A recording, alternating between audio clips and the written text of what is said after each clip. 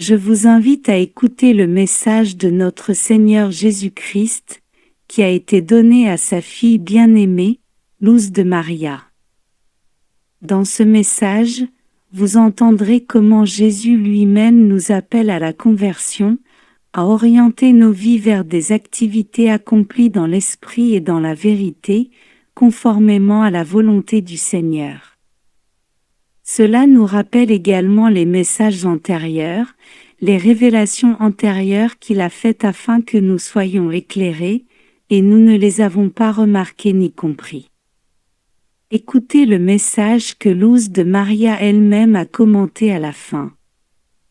Mon peuple bien-aimé, je vous bénis en ces temps de confusion.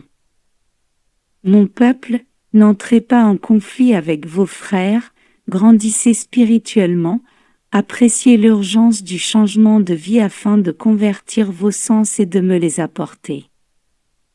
Mon peuple doit s'éloigner du conformisme dans lequel se trouvent la plupart de mes enfants. C'est le moment crucial et mon peuple doit vaincre la passivité.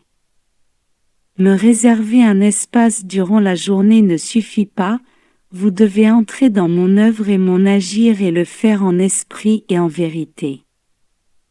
Voici une référence à l'évangile de Saint Jean, dans lequel il est dit « Mais l'heure vient, oui elle est, où les vrais adorateurs adoreront le Père en esprit et en vérité 4, et le Père veut avoir de tels adorateurs. » Jean 4h23.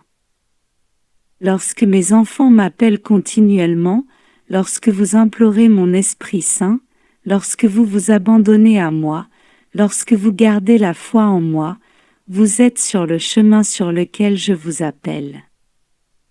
En ce moment crucial pour les miens, le changement que je suis venu demander doit être immédiat. En ce moment, je l'exige. Je connais ta conduite, tu n'es ni froid ni chaud, que n'es-tu l'un ou l'autre. Ainsi, puisque te voilà tiède, ni chaud ni froid, je vais te vomir de ma bouche. L'Apocalypse de Saint Jean 3,15-16. Mon peuple bien-aimé, ce qui a été attendu se rapproche. J'entends mes enfants dire, j'ai attendu si longtemps et rien ne se passe. Les événements ne vous laisseront pas le temps de penser à ce qui pourrait encore arriver. Mon Église sera davantage mise à l'épreuve, un changement inattendu au Vatican tiendra mon peuple en haleine. La famine se fera sentir dans tous les pays, les éléments se sont soulevés contre l'homme, ils ne vous laissent aucun répit, vous ne les arrêterez pas. Ne méprisez pas le don de la vie, maintenez-vous en état d'alerte spirituelle. Comme il est écrit dans l'Écriture, 1 Thessaloniciens 5, 6, alors, ne soyons pas comme les autres qui dorment, mais soyons réveillés et sobres. Celui qui a fort caractère, qu'il se contrôle ou il sera soumis par ma puissance. Celui qui confie sa vie au Dieu argent, qu'il change, il verra l'économie s'effondrer.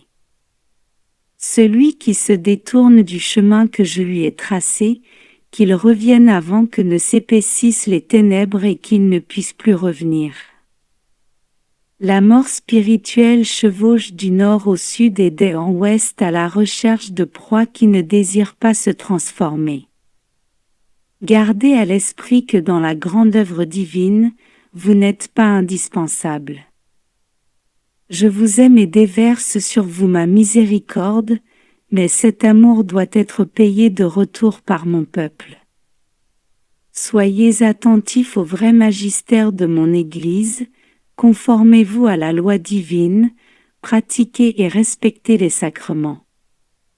Par-dessus tout, je vous appelle à être mon amour, de sorte que la rudesse soit adoucie par mon amour, les terres arides, dans le cœur de mes enfants, seront transformées en une terre où coule le lait et le miel. La pensée et l'esprit impénétrables à ma loi et à mes sacrements seront adoucis jusqu'à devenir de l'argile entre mes mains. Mon peuple, la souffrance de l'humanité sera plus forte pour tous, la maladie continue et ensuite la peau sera le nid d'une autre maladie. Vous poursuivez votre pèlerinage. Désormais, vous voyez la force des éléments se dresser contre l'humanité pécheresse.